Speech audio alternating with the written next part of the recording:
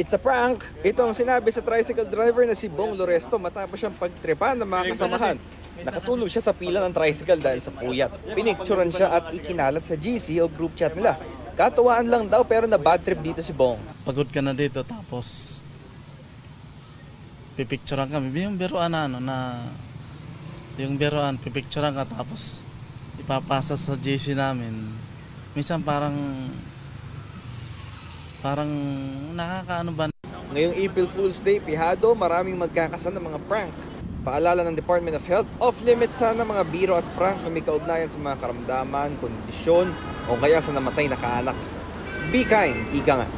Ingat din dahil kahit biro pwede ka mapahamak, magmulta o makulong. Halimbawa sa mga paliparan, bawal ang mga bomb joke. Wala nakakaalam ng pinagmulan ng tradisyon ng April Fool's Day. Pero isa raw sa mga pinakamaagang historical reference nito ay ang akdang The Canterbury Tales noong 1392 ng manunulat na si Geoffrey Chaucer. Para sa mga Pilipino, laughter is the best medicine pa rin. Si Jeneline Camacho ang joker sa kanilang grupo. Pirmi nakabungis-ngis at nagbibiro sa mga kasamahan. Coping mechanism niya ito sa hirap ng buhay. Pang-paalis ng stress. Pagsabay kasi stress kasi sa sobrang galing kang trabaho, pagdating mo, daming gawain. Siyempre pag dito, masaya ka kasi dami mong nahalubilo mga tao. Pag sa bahay, siyempre konti na lang kasi pahinga na lang. J.R. Ortiz naman, dagdag motivation sa kanyang trabaho ang biruan bonding kasama ang kanyang pamilya. Energy sa umaga para masaya nung araw mo. Bam Alegre, nagbabalita para sa GMA Integrated News.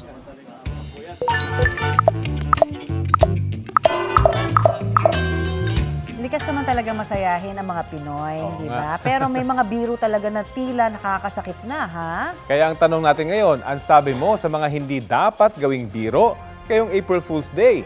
Para kay Aloy Trinidad, hindi magandang biro ang pangpaprank sa mga delivery rider. Oo nga, o yung mga nag-o-order ng pagkain sabay ika-cancel pag on the way na. Oo nga, kawawa naman. Oo. Para naman kay Ella Bakir, hindi magandang biro yung papaasahin mo yung tao na magkakaroon sila ng bagay tulad ng bahay at lupa. Ay, tapos, joke lang pala. Masakit yun, ha?